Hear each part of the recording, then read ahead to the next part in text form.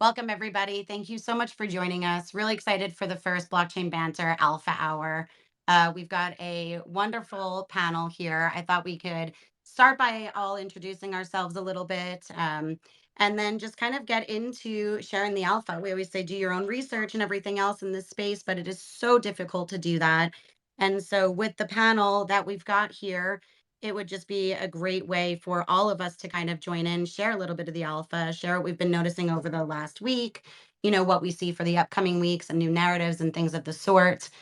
Patrick, maybe you wouldn't mind starting us off and introducing yourself. For sure. First off, thank you for having me, Jen and other hosts. My name is Patrick. I have the Dynamo DeFi YouTube channel and newsletter where I provide analysis on crypto trends with a focus on on-chain stats and especially what's going on in the on-chain ecosystem. So I'm really excited for these spaces and to just have a place to talk candidly about what we think is happening in the market right now. Amazing. Thank you so much. And so glad that you're joining us. Brad, you want to go? Hey Jen, thanks for having us. This is exciting. I'm Brad Nickel. I'm host of two shows, Mission DeFi and DeFi Lunch, which is 3 days a week, and Mission DeFi is long form interviews with founders in the space. You can find those shows at missiondefi.com, and I'm working on a project called Kilroy for the space, but we can talk about that another time. But thanks for having me. Oh, that's fun. We started the intro off with an actual alpha drop. Looking forward to hearing more about it. Cool. Will, you are there behind the Paper Street Capital. Yeah, I'm Will Jones, founder of Paper Street Capital. I'm an investor in TradFi and Web3 and DeFi. So I got my foot in both camps. And I write the substack, Not Smart, Just Interested. So like everybody else, it's a pleasure to be here. I'm really excited to be a part of these things and a lot of heavy hitters on here. So this is really going to be fun. Thank you so much. Happy to have you. Ceazor, if you would. Hello, I'm Ceazor of Ceazor Snack Sandwich. I'm also part of kind of Velocimeter. I do lots of YouTube videos. I just research DeFi. I love DeFi. I just do lots of explainer videos on my channel about new technologies in DeFi. Thank you so much. I'm so happy you're able to join us.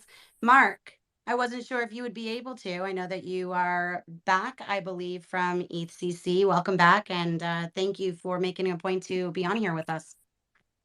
Yes, my pleasure. I arrived back in Melbourne just a couple of hours ago. Would you tell us a little bit about yourself? Yeah, certainly. So my name is Mark Richardson. I used to be an organic chemist. I'm currently the leader of the Bancor project, which is an on-chain decentralized exchange method and stack of similar products. Perfect. Thank you. And Tyler, who is more than a DJ.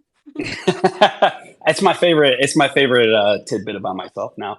I'm a longtime trader in the stock market. Got into crypto, specifically the ETH DAO in 2016, and been pretty enthralled in the market ever since. Was big into DeFi and bootstrapping a lot of DeFi protocols like Aave back when it was ETHLend. And now a contributor at Bancor and specifically Carbon. Happy to be here and really excited to have such a great panel. Thank you so much. And we'll be doing this every Monday with the same panel. So it is definitely exciting. I don't want to just jump right into the things that I've kind of noticed this past week. I want to invite any of our speakers, if there's something specific that you notice that you really actually want to talk about with everybody. I want to kind of give you the opportunity to do so. Yeah, I had a few topics that I had on my list. I think obviously the biggest alpha drop, I think, from any panelist on here was, I think Patrick was talking about Telegram bots, specifically Unibot. So definitely wanted to see if there was any alpha left to squeeze out of that narrative, as I think it's a pretty hot topic right now. And same with the WorldCoin airdrop, and also these weird like GameFi tokens that we're seeing with hams and Marble, which is like, I don't know if the panel is familiar with these, but I'm wondering if there's any alpha in that narrative as well. Patrick, I actually just posted up to the top. I pinned it because I had noticed the same thing that Tyler brought up. Crypto Corio, who is a big narrative trader, he's actually going to be on our calls tomorrow, or on Tuesdays, had actually given you a shout out here and quote tweeted you and said you were one of the first to talk about the DeFi Telegram narrative. Maybe you want to add to a little bit, how you kind of came about like spotting it so early, because you were one of the first to really talk about this. And like Tyler said, maybe is there any, alpha left to squeeze from it? Yeah, for sure. So I guess, yeah, I first talked about it in May, and it first came onto my radar because I do a weekly newsletter and daily posts where I talk about the biggest trends in on-chain stats. And I noticed it not because of Unibot, but because of Maestro, actually, which doesn't have a token, had jumped into being one of the top 10 protocols by daily revenue. So I was like, what's that weird thing? So I looked into it, and what I thought was pretty interesting is, first off, I thought that the whole Telegram ecosystem, meaning specifically, the open network and just apps that use Telegram, had been underrated for a while, because anyone who does business in crypto knows that huge percentage of business in crypto is conducted on Telegram, right? If you're talking to, people I talk to ranging from VCs to founders, when we're ready to move the conversation off of Twitter, it's almost always, what's your Telegram handle? So a huge amount of business in crypto is already happening on that app. And then simultaneously, crypto has a major UX issue, right? Whenever I put out the question of what people's biggest issues with, doing more things on chain, or which barriers they see to adoption, user experience is always one of the top things. Self-custody is another one. And so as I looked into Maestro after I saw it trending in fees, I was like, okay, this is a pretty interesting solution to both of those things. I don't think it's perfect. I have some concerns about the security issues of it, but it's a pretty interesting solution. And it's not every week that we see something that seems relatively new. So that's what first turned me onto it. And as far as whether there's still more room to grow, obviously it's not as good as it was when, for example, Unibot's market cap was a couple million. But I sincerely do think that there's still more room to grow, because we're already seeing the narrative of these bots start to fuse with the AI narrative, right? As that can be integrated more closely into some of these, and then people are now building them for more applications beyond just DEX sniping on Telegram, right? You're seeing people build them for airdrops, for yield farming. You're seeing bots being built that help to manage on-chain activities that are not just using Telegram as a platform. Because really, Telegram is just a platform to interact with it.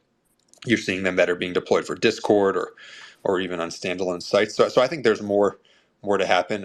Obviously, it's had a pretty crazy run up the past week or two, so it's maybe not the perfect time to get in, even though it's dipping right now. But yeah, I think that these things are going to be around for a while longer.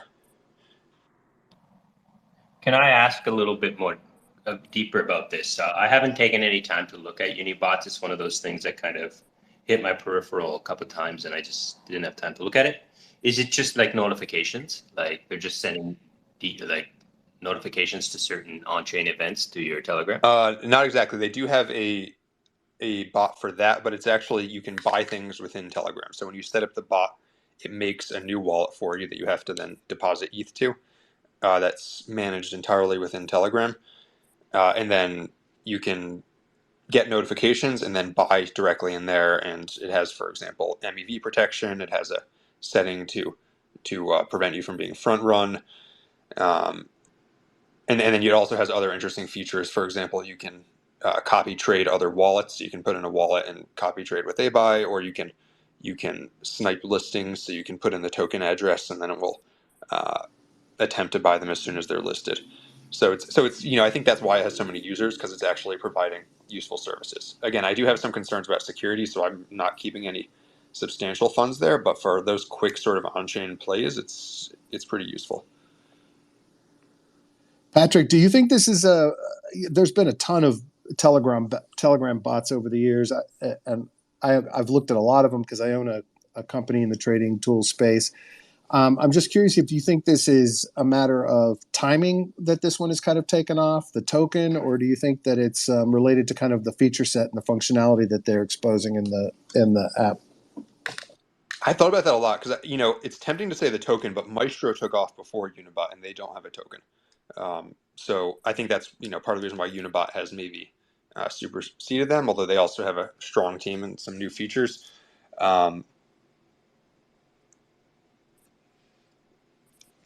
If I had to guess why now, I would say that it's probably the right time where people who are looking for gains, there's not a ton of opportunity to get those on, with the majors or on centralized exchanges. So they're having to look down to coins that are solely on dexes, and that provides an opening for dex tooling.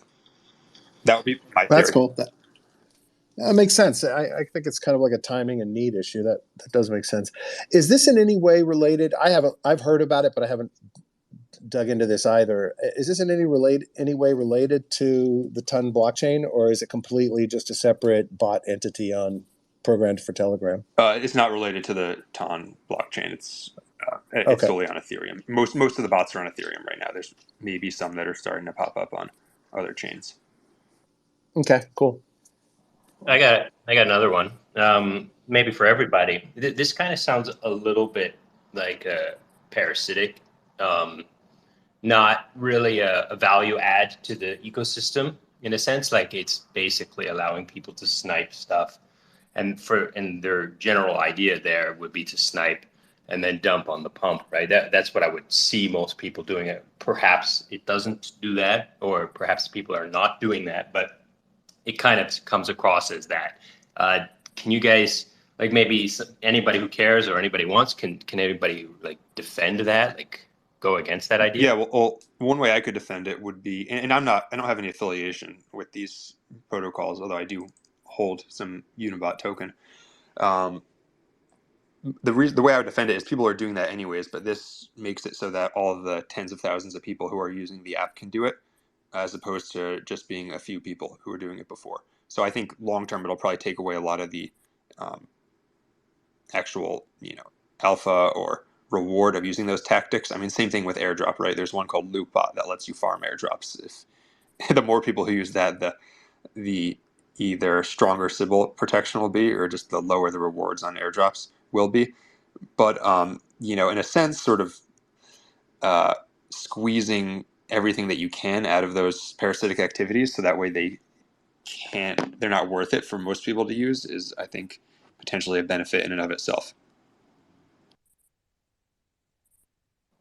Yeah, that makes sense to me. Yeah, like you see this even in society with like legalization of drugs and stuff like that. Like just, like someone who wants to smoke marijuana, and if he doesn't have to go to a drug dealer, then he might not get exposed to other things.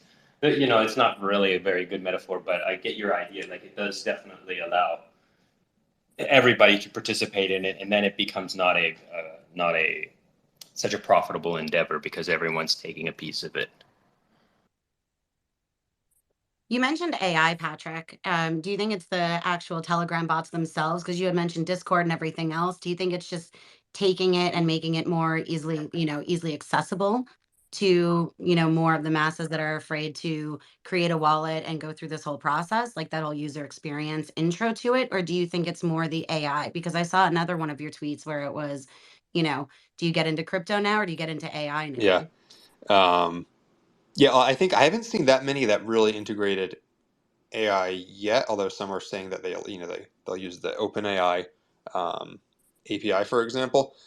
But I think that what we're starting to see is, now that there's a bunch of these copycat bots or ones that are slightly different popping up, we're starting to see people look for other ways that they can make their bots more appealing. And one of the natural things they're looking at is ways to incorporate some, for example, like I said, the OpenAI API. And in some of the ways I've seen people do that is you could, for example, have one that would, if the contract was verified on Etherscan, could use ChatGPT to review the contract, right, to provide information on that. Or I've seen people who are working on incorporating AI-based trading signals into the bots. I think there's going to be a lot of stuff you'll come up with that I can't even think of right now, but it's such a natural synergy that as more and more bots start to integrate those technologies, I think that could give the narrative a second wave of momentum because it will get fused with the AI narrative that goes far beyond just crypto. Yeah, and you're seeing a lot of, Tyler, this was a question that I had shared with you after the last Twitter spaces that we had with Algebra, actually. And it was, a lot of these DEXs are creating UIs and things that almost resemble a little bit more of the centralized exchange kind of user experience. And then you have kind of the opposite with the Telegram, and what does it say for the actual like direction? But it's two strong things that we're seeing right now. At least I am in the industry. These, Mark, maybe you can speak to this a little bit with Carbon and the sort of system that you've created there. It's kind of the opposite, but these are both really strong narratives that we're seeing at the moment. So, John, or I understood correctly. You're saying that the presentation on Carbon more closely resembles that of like traditional finance, or what specifically was it you wanted me to comment on? Well, I think just more so relating to a broader user base, right? So we're talking about how like this might users because it might be a little bit more within their reach. They might be more comfortable using this. Is that like the underlying narrative to this, in terms of attracting users, and what might be that sort of kind of alpha thing that we're looking for? Is it more of these projects that are looking to appeal more towards the masses? Well, maybe, yeah. I think, and I might take sort of a counter position here in a way. I think yeah. Okay. So let's back up a little bit. I think in the beginning, one of the reasons why DeFi became so popular was because there were so few choices to make. You could literally just sort of click a button, put your tokens here, and come back later for an airdrop or liquidity mining rewards or this kind of thing. And the reason it was I think so popular is because it gave those who are like sort of in control of cryptocurrency a very easy means to exploit people at the bottom of the tech stack. And that's traditionally what it's been used for and will continue to be used for. With things like the Telegram bots, it's probably like that's a kind of more interesting because the bot itself, I guess, isn't or doesn't necessarily need to be a lazy mindless participant in the actions that it's taking, because the bot could have a lot of wisdom, I guess, kind of programmed into it.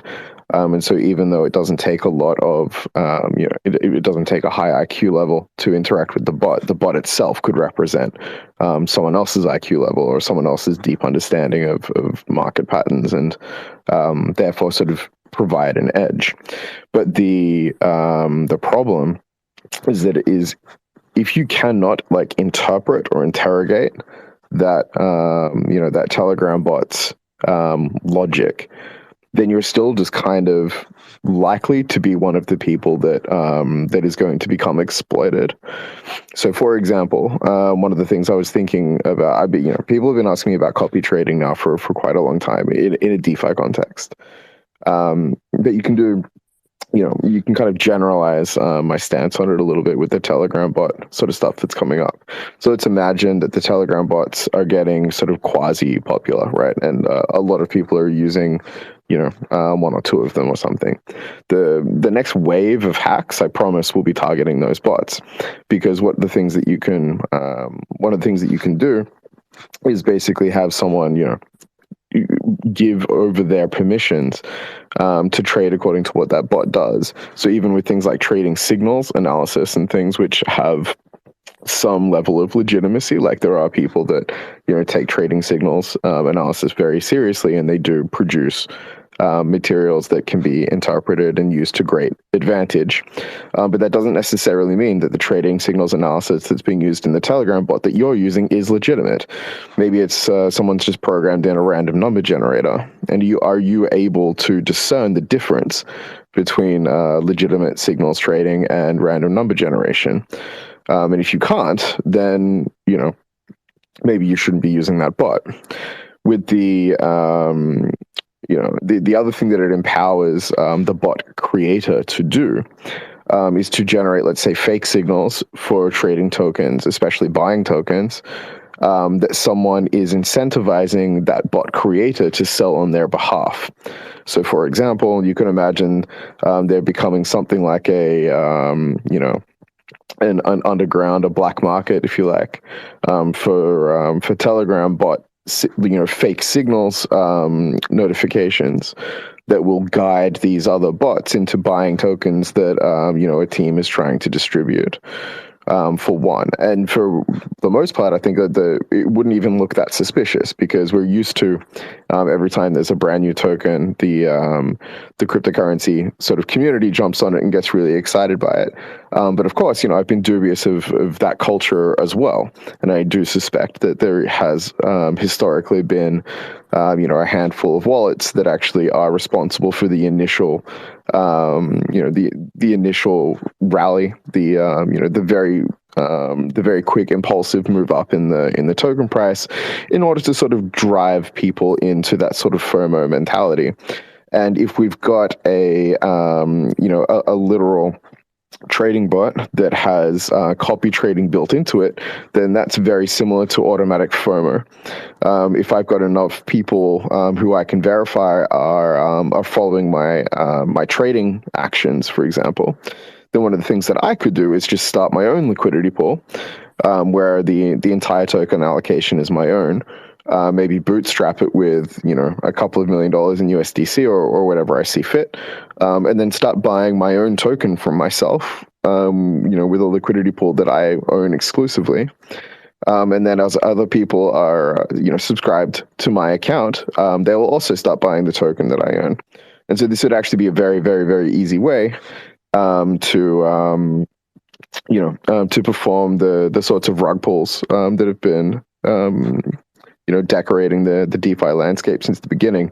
But this is it on steroids, right? Like it is going to be weaponized. I hope that that's not controversial. I'm not saying that it is itself a weapon. It obviously has a very legitimate and very interesting use case in accessing the demographics that would prefer not to think for themselves or make a decision. And so having a computer program make that decision for you is very tempting. But just be aware, right? Like what is it that you are actually giving up access to? Because in this case, the attack vector, I think, is extremely pronounced. And it might not even be, I don't have no idea how widespread it's going to be or how cataclysmic. But it is, it is a little concerning, especially if some of these things are going to come from, anonymous development crews and so forth. But yeah, I think that the pattern of people in DeFi not wanting to do much thinking, and wanting to give up decision making to other people, is at the it's going to end in disaster one way or another. So yeah, I'm not sure what we should do about it. Maybe it would be nice to sort of see some some kind of commentary, maybe even on this banter spaces, where we have a look at how these bots are programmed and what they should be doing, and if they're doing them correctly and things like that. But I don't know. If it doesn't self-police, then someone should probably try and police it. Brad, you want to add to it? Yeah, I was just going to say, it's interesting because we at my trading tools company, Material Indicators, we have a mean reversion indicator, but and we've had hundreds of people request us to just send signals to them, but we only sell it via a plugin to TradingView, where our users can then generate the signals themselves as webhooks into whatever automation tool they want. And a lot of the problems that Mark is speaking to their, certainly those, the kind of front running and capabilities to do those kinds of things are things that are part of some of the great risks of taking signals from people in any kind of automation. So I definitely agree with you, Mark, that that is definitely something that can be a concern. I think there are potentially ways for the data to be verifiable. For example, with our mean reversion tool, you're setting up the signals yourself. We could theoretically have a bot that's sending signals to people for automation, but they can verify that the signals were algorithmically generated on the chart, and know that we're not sending false signals or trying to pump a particular coin. But there's still ways that new coins could be manipulated that way and still make it look like they're fitting the algorithm. But I definitely agree that is a big risk with kind of copy trading or just straight signals being sent out to people. Go ahead, Ceazor. Yeah, just two thoughts based on what Mark was saying there. Like, first of all, like this sounds a lot like like BitBoy. If people watch a BitBoy, if BitBoy were to like shill some new coin, it'll pump because everyone knows, oh, it's just gonna pump, so we pump it together, and I try to get out before it gets wrecked, right?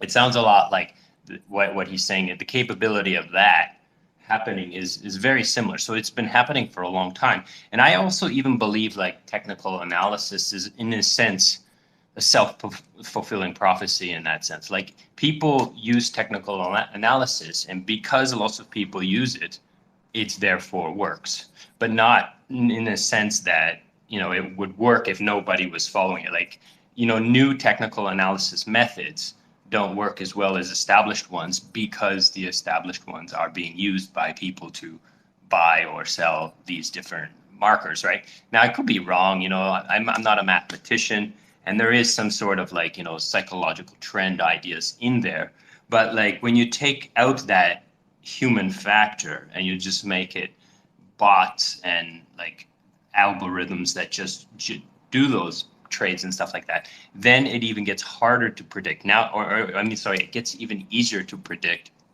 because it's like the math is there.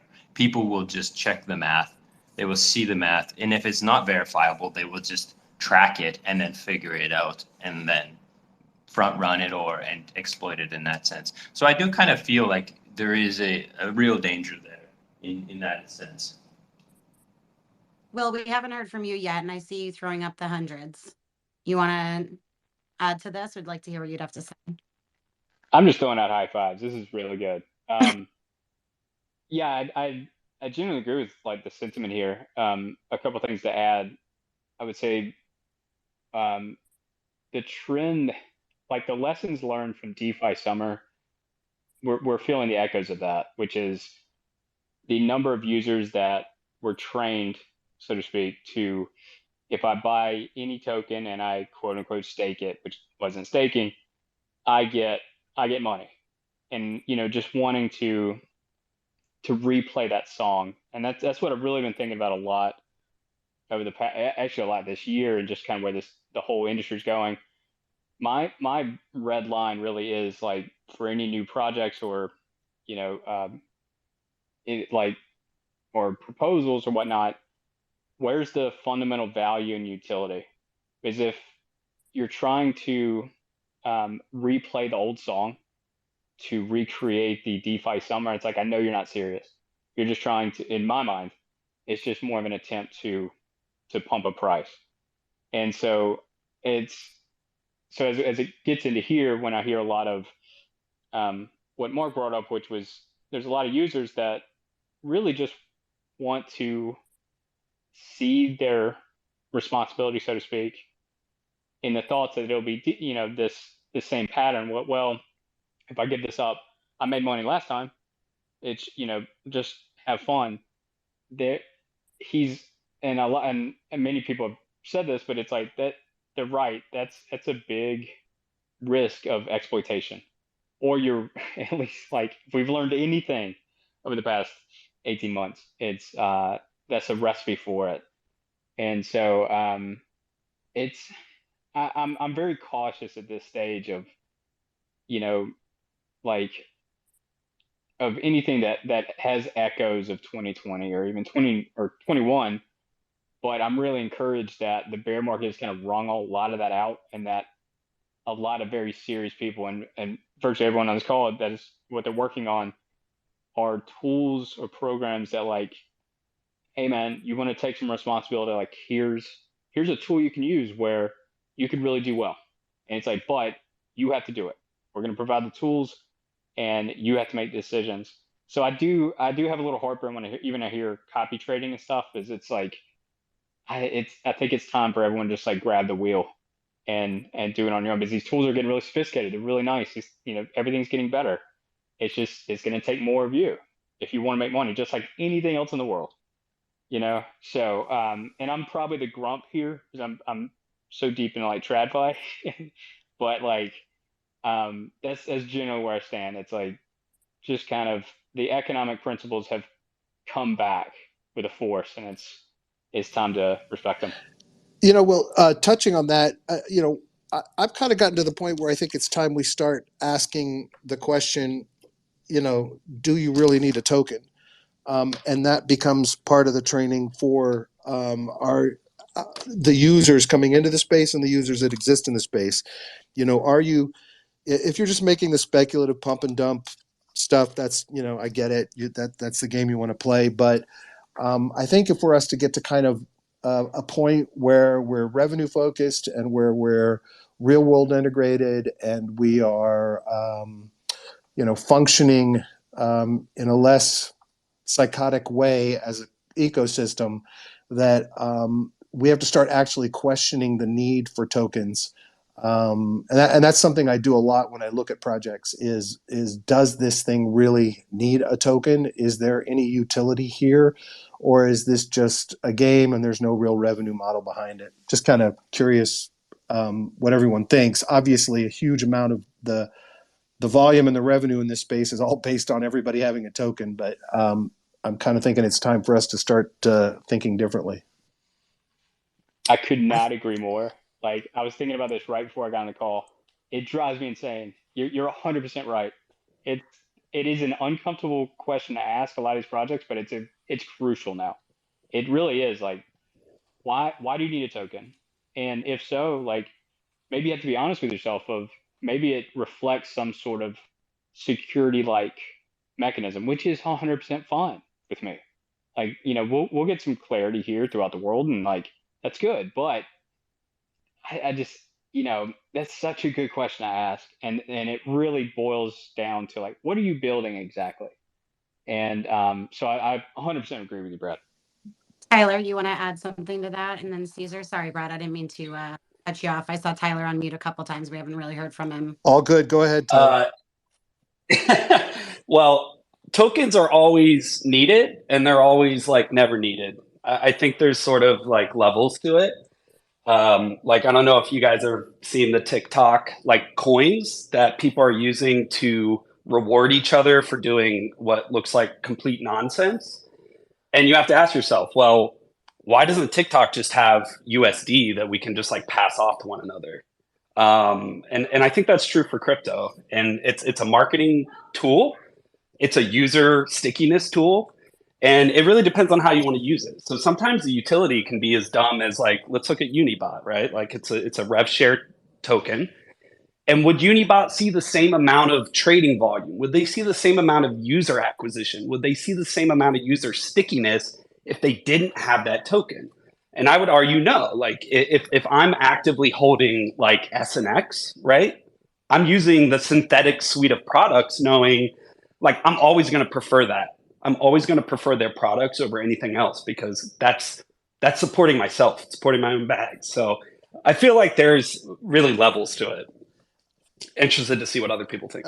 I think that makes sense. I mean, look, I think I tweeted the other day the token is the problem and the token is the incentive, right? And so right. it's really difficult, that balancing act. I think though that a big part of this comes down to how many other tokens do we need that are speculative tokens for projects as opposed to an NFT that represents a revenue share or a profit share of some sort that still aligns the incentives enough for you to be active and promote it and be engaged with it and use it, but doesn't require the future of the protocol to be betting on a token. And I don't have the answers, and I'm not saying that's absolutely, definitely, the way to go. But I definitely think that we have to start really thinking through this. The we being everyone, not me necessarily. It'd be interesting to know like how many tokens are dead. I think somebody built an app for this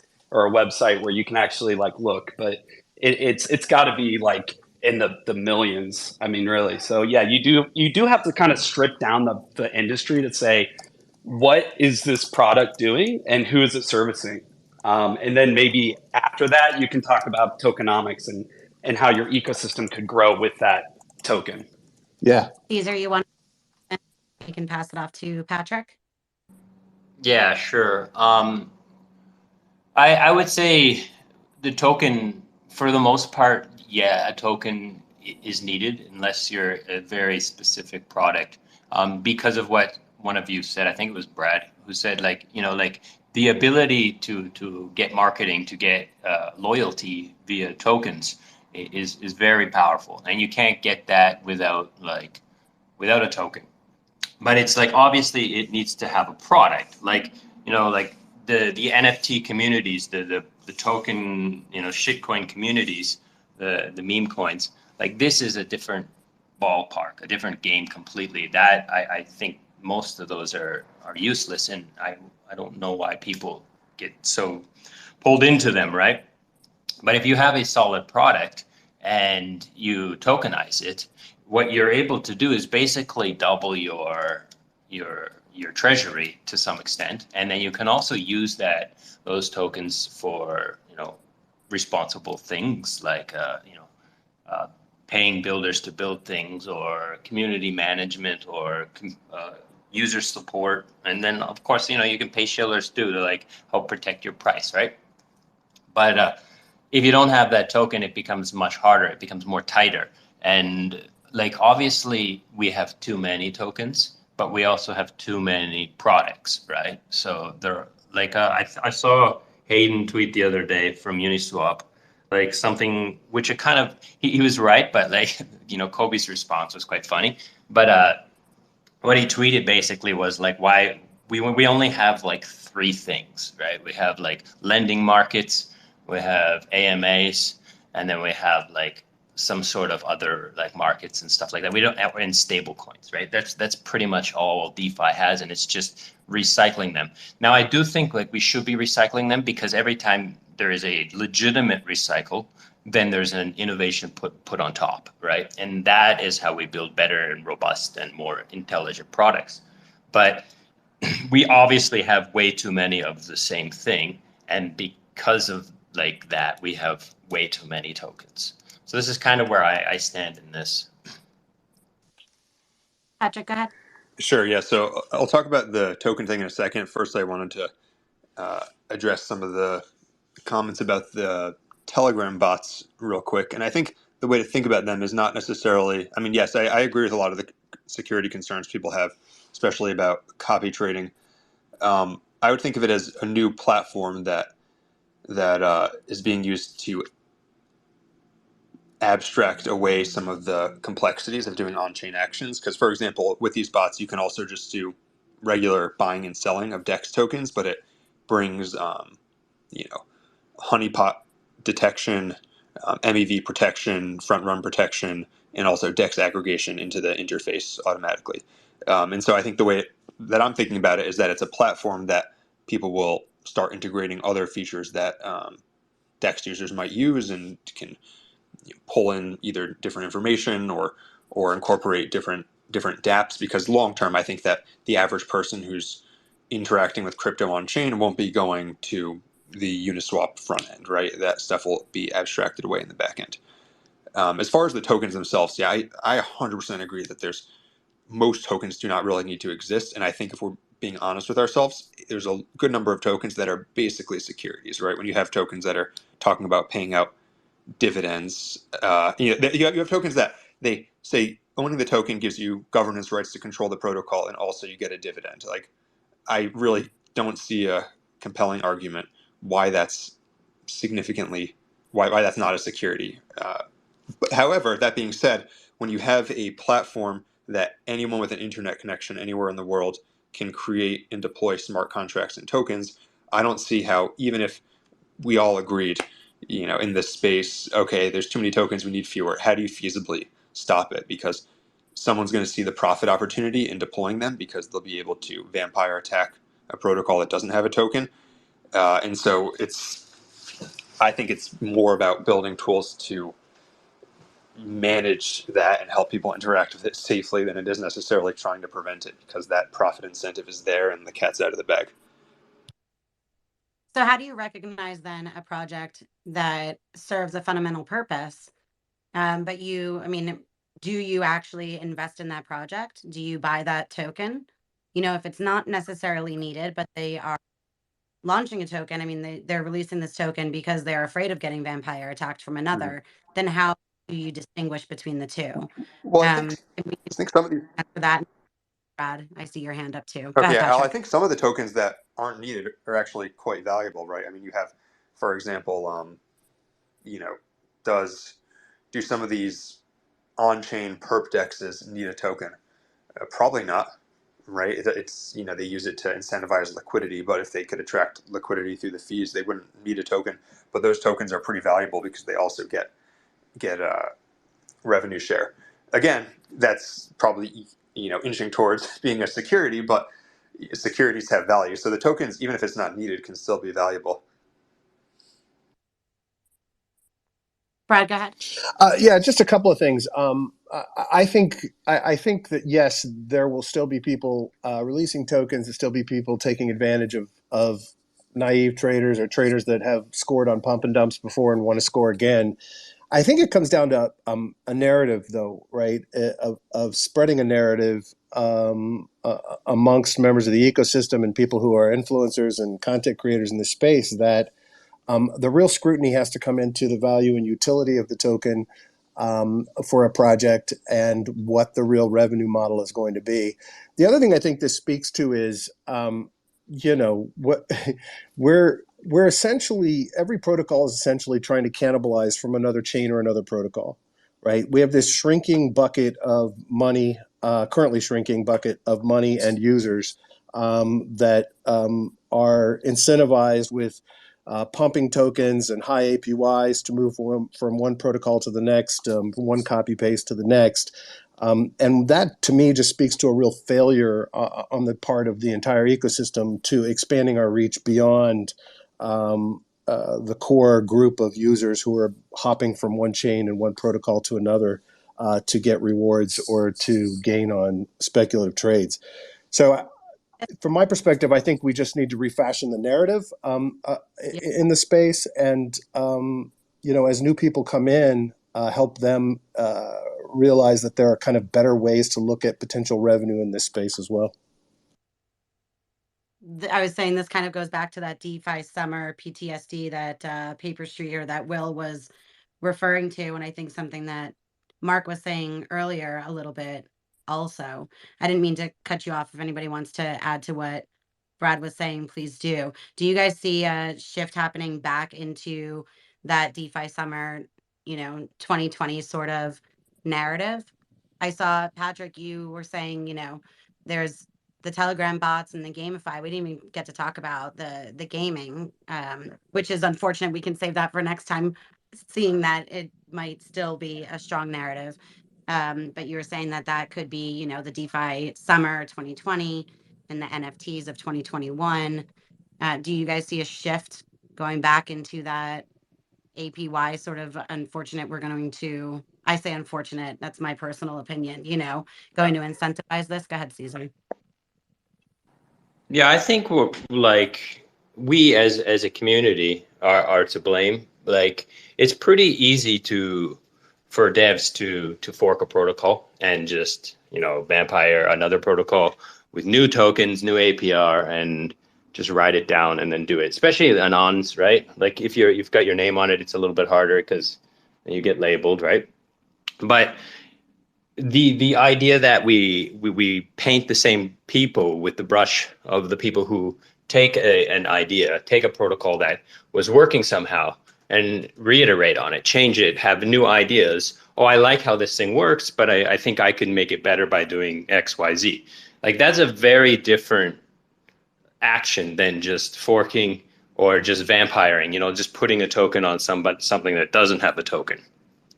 So I think like as investors, as users, as the community, we need to look at this more.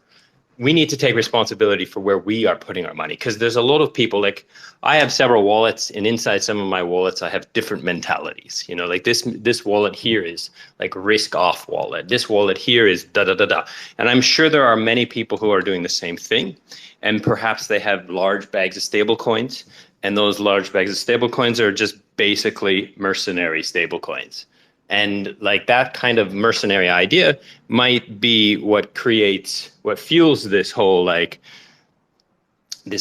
of like, oh, we need a token so that the mercenaries will come, our TVO will go up, and then we'll all make money, and my product will see the light of day, right? So it's very easy to get corrupted, even if you have good intentions and so forth. So I think it's really hard, but I do think us as the community need to take more responsibility for where we put our money, and not so much just which tokens we buy, but actually where we put our capital as liquidity. Yeah, that's a great point. Go ahead, Will. Two things I just want to touch on before as we approach into the hour. One thing I'm super encouraged about is just this whole discussion is like everyone's on the same page. Like directionally, it feels like the people who are really building important things are focused on the correct things, and like recognize where the space has come from, and like how that, the downsides there, and like what were the upsides, and what we should really be focused on. That I'm really encouraged on. And second, like there is and this is a critique of me of being I could be a little too hardcore on speculation, but speculation and risk is how like things move forward. It's, throughout financial history, it is the guys that get in the boat and take off, in the middle of the ocean, not knowing where they're going. It's like, and the people who finance that, like the risk is what really makes things grow. So like, I think this may just be what it all naturally looks like. I can find myself grinding my teeth sometimes over what I perceive to be is just like an immature space. But you know what? It's like I think it's just how these things develop. It's just how it looks like. And so in that sense, it's like, okay, I'm glad there's speculation here because it means we're growing. And so I don't want to be too hard on people who really enjoy the crazy DGen games. It's like, have fun. But I would like the proportion of the industry doing that to get a little less and less, get out of the toy phase and more into the tool phase. So it's looking for and kind of recognizing that sort of forked protocol, versus the really trying to seek out the innovation, and then looking into, what it is that they're offering and what sort of problems they're solving, and what value they're really bringing to the industry. I think is what you're saying. Well, no. Yeah, The ones just taking kind of like, go ahead, Jen. no, the ones that are taking the risks when they're building. Yeah, like it just seemed like the proportion of speculation was super high in 20 and 21, but like there were still a ton of lessons learned. And this is Chris Dixon's idea, but it was that price leads innovation. So the price brings the attention in, brings the developers in, and then new things get built. So you have to go through these toy phases, and so 21 was certainly a toy phase. Everything's nuts, and it's just us as humans figuring out this new technology and like playing around with it.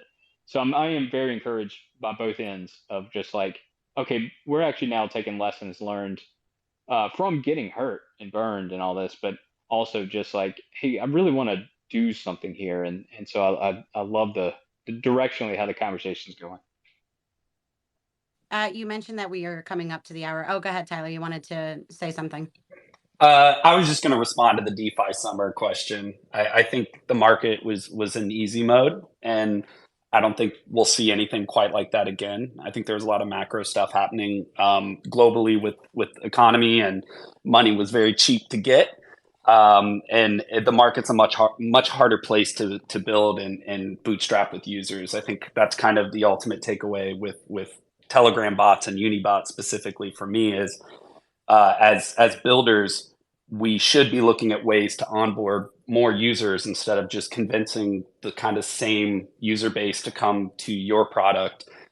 Maybe this is a paradigm shift in the way we look at user acquisition strategies. Maybe it's going to more places like Discord and stuff like that. But builders in DeFi have a much harder time right now because of the fact that the market, I think, is maturing. And there's not as many handouts now. Like, you really have to kind of prove yourself and build your way up to the community and the user base that you want to see. Yeah, really well said. We are about 5 minutes from the hour. Do you guys have any last thoughts? Anything that you want to add to the discussion? Anything that you want to quick throw out there that we didn't get to discuss? Go ahead, Ceazor. Yeah, I do. I did a tweet the other day about Uniswap and how they have such a big market share, and I was just like speculating on why that might be. Like, it's so easy to go to another DEX and get incentives. Why would you, as a protocol, like, use Uniswap as the place of your liquidity? Like disregarding, especially with concentrated liquidity now public and so many opportunities for that. I just put that question out there, and one of the answers that came back, there was another part of the question was like they deserve the recognition for concentrated liquidity, and I had said also for constant product, but someone came back and said, oh no, they forked Bancor.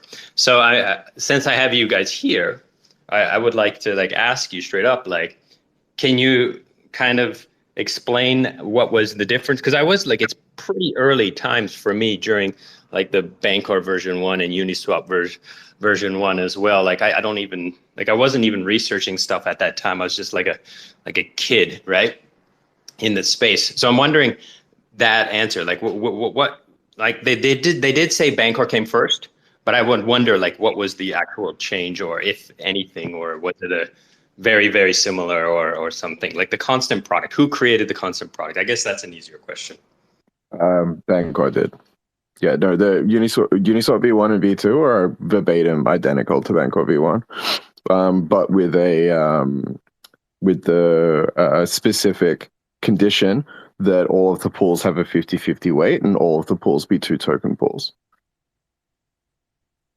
So basically, they just made it easier. Less complicated. Not even. I don't know. It was just as easy on Bancor V1 as well. The main difference was that they ignored regulation and told users that they could provide liquidity.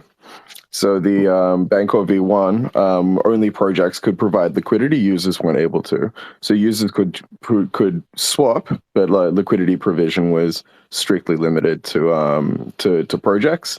And Bancor V1 was also regulated much the same way that any exchange would be. So we had a proper KYC AML ATF process in place to make sure that liquidity providers didn't take on any counterparty risk and that kind of thing. That makes so a token, basically. That's what the innovation was, in the sense of why it grows so fast, right? Sorry, can you repeat that?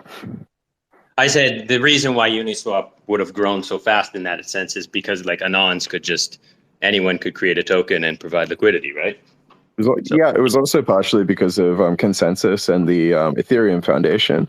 So we showed Bancor V1 to Vitalik, shortly after creating it. His main criticism was that he wants it to have ETH as the de facto token in every single liquidity pool. And we said that we weren't going to do that.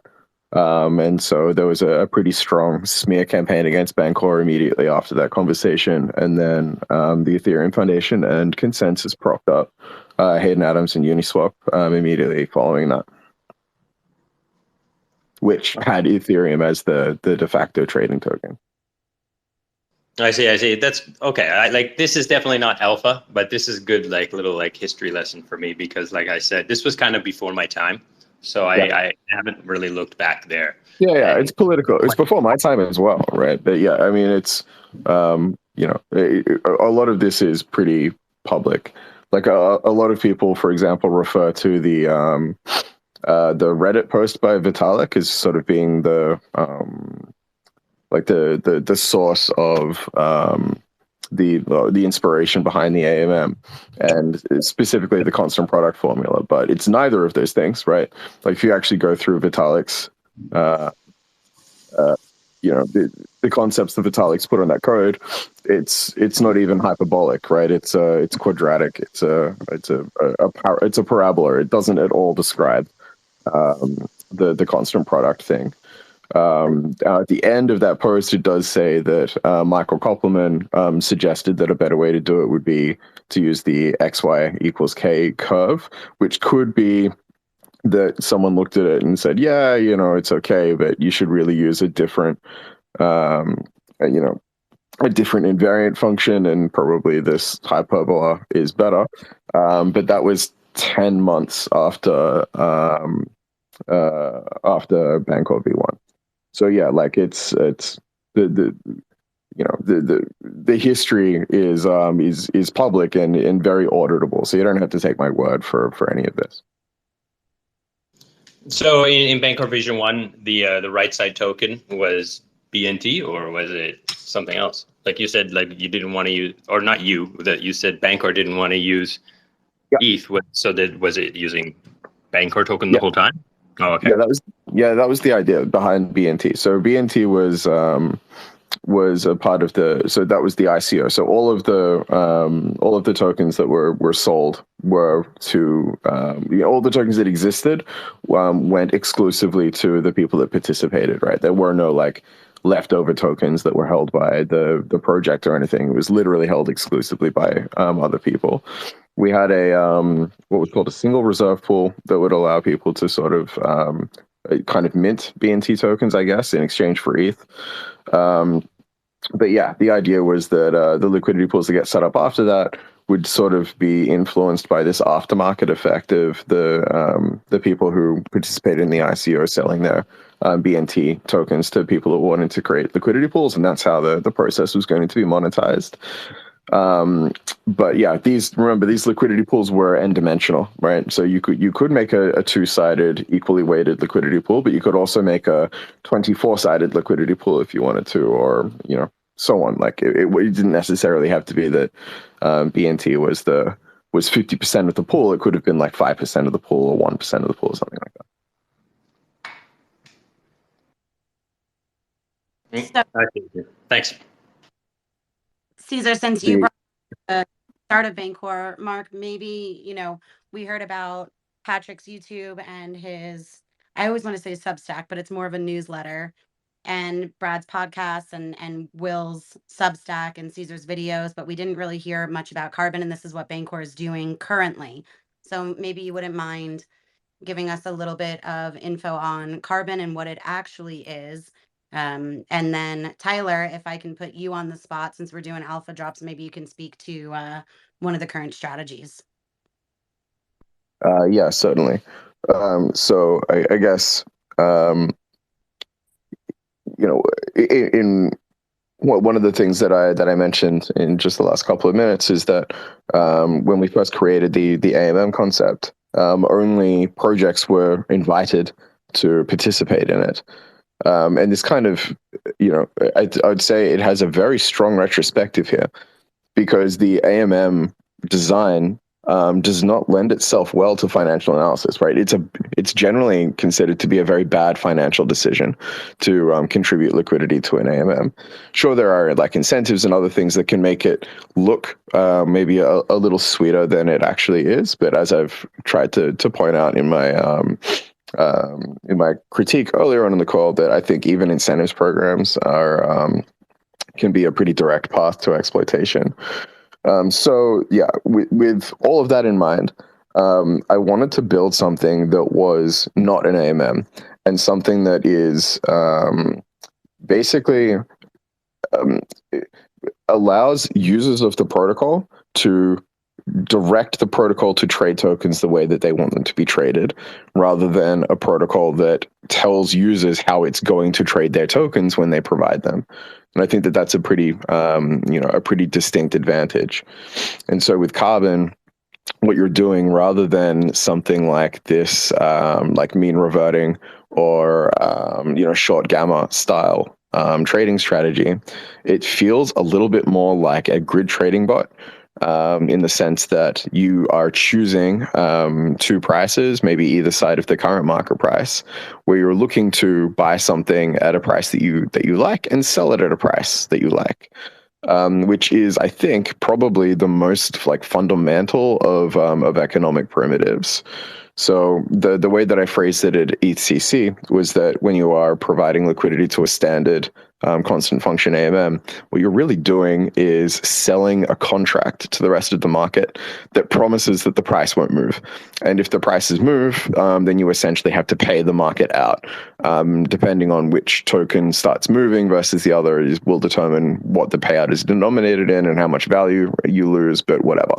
It's the exact same thing. And so when people in crypto, I think, are looking to trade on anything, whether it be one of the big staple tokens like Bitcoin or Ethereum, or even some of the longer tail riskier stuff, it doesn't really matter. If you were to ask anyone about that, whatever token we're discussing, and say, look, do you have a price in mind that you would like to buy that token for? And they might go, yeah, maybe. And then you'd get a variety of different answers, right? Maybe someone saying, look, if it goes down any farther from here, like this is my opportunity. So even like a 1%, 2%, 3% drop, I'm happy to buy the token at this price. But you might find other people that say, I'm really looking for something like a 20% or a 50% capitulation. And then that token's going to look interesting to me, and so on. And the same is true to the upside. Some people might be thinking, no, we're really overdue for a much deeper cut. And the bear market's got a long way to go, from here. And so I think that there's going to be a relief rally. But if we clear another 10%, 20%, I'm selling everything. And then you might find other people that are like, yeah, like I don't really know what's going to happen today or tomorrow, but I'm convinced that by this time next year or 2 years from now or something, that Ethereum is going to be a $25,000 token. And so that's where that's what it would require for me to sell my ETH at this stage. And Carbon is basically just the protocol that allows you to express those specific views on the market. So it doesn't ask users to agree with each other. You just simply say, here are my tokens, and here is how I would like to sell them. And the protocol is beholden to the user in this case, rather than the other way around, which is the status quo. And this ability to link orders together so that you can essentially place orders with tokens that you don't yet have, right? So like if Bitcoin makes it to 50,000, sell my Bitcoin for 50,000, please. But I don't think it's going to stay there very long. Please buy it for me again when it returns to 25K or 20K or something like that. This is something that Carbon can also do. So at the highest possible level, I would say that an AMM is just a subset of an order book, but an order book is a subset of what Carbon is trying to achieve. So if you know a little bit about grid trading, maybe from Forex markets or similar, maybe even crypto markets, I know that grid trading has become something that is sort of risen to prominence in the last 6 months or so. Probably Carbon might be something you find a little bit more intuitive, but just know that I don't consider it to be an AMM. And with that specific, thought in mind, if you have been previously critical of AMMs and liquidity distributions on chain, maybe Carbon might be the thing that rekindles your confidence that the on-chain future of liquidity might actually have something to it. Thanks so much, Mark. Ceazor, go ahead. Yeah, just listening to that explanation of Carbon, I'm familiar with it, right? But it made me think about something about the idea of incentives. Now, like all protocols tend to incentivize the provision of liquidity, and Carbon could do the same in some senses, right? If they have the ability to do so. But I started thinking about like which actors would be the better ones in your opinion to incentivize the people who are getting actual execution, because I feel like they're making the money because they're getting their execution. The people who are doing the execution, so in most cases the keepers or the bots, right? Or the people who are sitting outside of execution waiting for execution. So there's these three major parties in there, and I'm wondering if there were incentives, I wonder which one would be a better benefit for giving incentives to. Has there been any thought on this? Yeah, and I would say that we can look to like the Uniswap v3 incentives contracts, for example, liquidity mining contracts, which have been, they've been forked like dozens of times for various reasons. But yeah, they essentially ran into the same problem because, hot on the heels of Uniswap v2, they, I think, expected liquidity mining to be a much let's say a much more important aspect to Uniswap v3 than it ended up being, either because of the bear market or other reasons. It doesn't really matter. But they have a liquidity mining contract that is dependent on how much time your liquidity spends in range or how many times it's interacted with. And I think in general, if there was a project that was wanting to incentivize their own liquidity, it would be fairly easy to set up something like that. But there would need to be there are some abuse factors that would need to be considered. But yeah, in general, if you wanted to incentivize liquidity for your token, let's say you're the token team and you would be happy with your token having decent liquidity on Ethereum between, say, $1 and $1.20 and down to about 80 cents or something like that. It would be very, very trivial to set up a rewards contract that basically encourages the DeFi community to basically make markets for you around those exact price points. You could then say, actually, I think it's time that our token went to $2, and then incentivize your community to create markets around the $2 price point and so on. And this would actually start to reflect very much the interaction that some projects have with their market makers, where they are sort of trying to discuss ways to keep the price of the token within a certain forecasted price range and things like that. So you could do that pretty naturally with incentives programs on Carbon without too much trouble. I don't even think it would be all that gas intensive compared to some other incentives contracts that I've seen, just because it's so easy to read the discrete user positions and the boundaries that they set on prices and so forth. So yeah, I don't want anyone to think that Carbon and incentives models are incompatible, because they're absolutely not. It just won't be a simple, stake your LP token here for a reward sort of thing. And maybe that's good, right? It's likely that some projects actually do have the exact sort of predilections that you're talking about, Ceazor, like who's executing the trades, like who's actually taking the trades at a certain price and who's making trades at a certain price. So being able to actually incentivize both halves of the market with the same incentives model, I think is pretty interesting. But yeah, not too difficult. If that's something that someone needs, then it's a short conversation. Awesome. Thanks so much, Tyler. I pinned to the top the strategy of the week. If you want to go over that real quickly before we wrap this up. Yeah, super quick. We've been sponsoring the Empire podcast with Jason Yanovitz and Santiago, who are great. We've been highlighting the most successful strategies every Monday. Last 2 weeks, we've seen both coins we spoke about on this Spaces, Pepe and USDC. One user has generated a 12% ROI over 13 days, which equals to be about 282% annualized. We also saw an SNX and ETH strategy return triple digits APR as well over a short time span. So I've really liked seeing the altcoins being traded against ETH. I think we've seen a lot of those range against each other, and we're seeing a lot of makers put up some pretty strong numbers. Awesome. Thank you so much. Thank you to, go ahead, Ceazor, you wanted to add something? I saw you unmute real fast.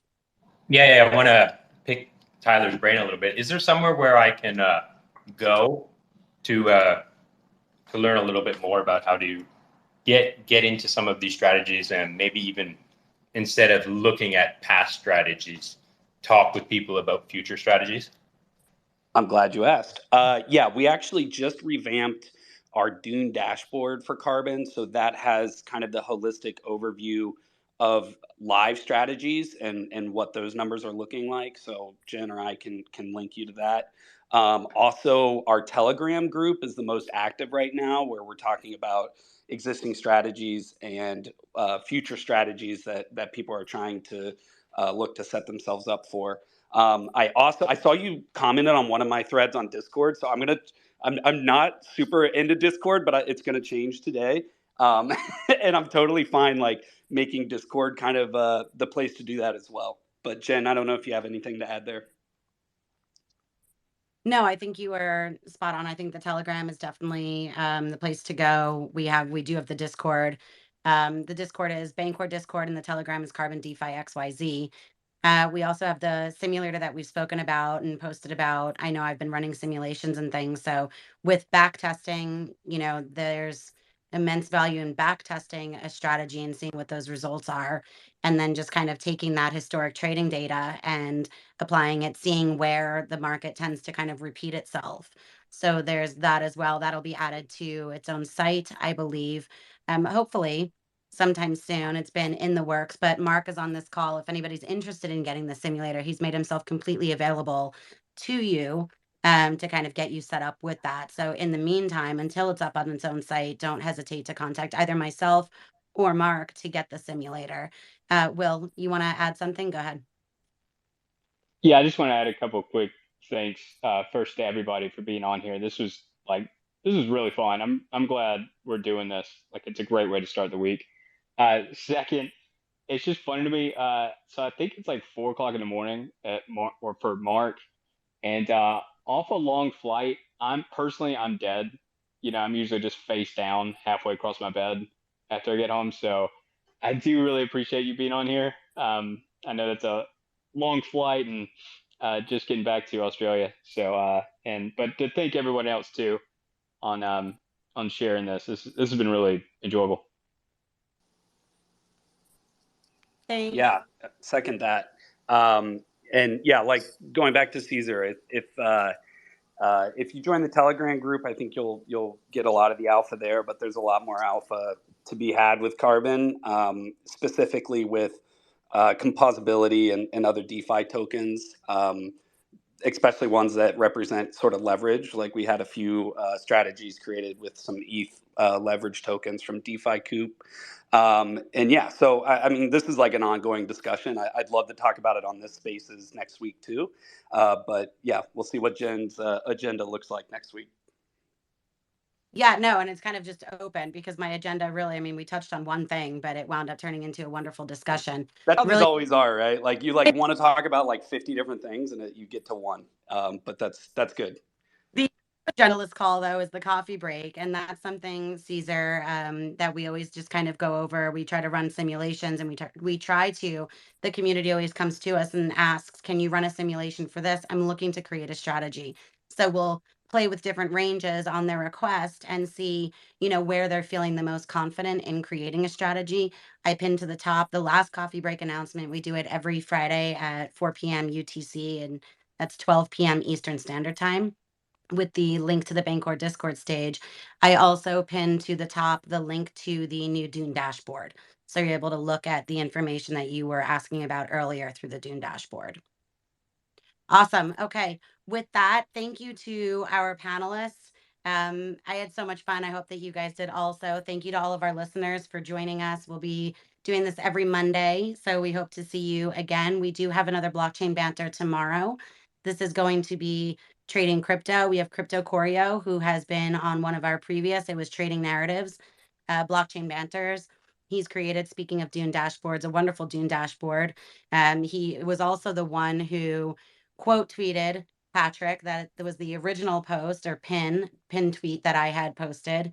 to our spaces, along with material indicators. Brad mentioned them earlier. He is one of the co-founders. We're going to be having Keith on tomorrow with us to speak a little bit about that. They do fire charts and trading signals and things. So if you are a trader and you're looking to get into trading, definitely recommend joining us. Mark and Tyler will be back on with us tomorrow. Again, thank you guys so much. And hopefully we will see you tomorrow on the next Blockchain Banter. Thank you, Thanks, Jen. Jen. Thank you. Thank you, Jen. Thank you guys.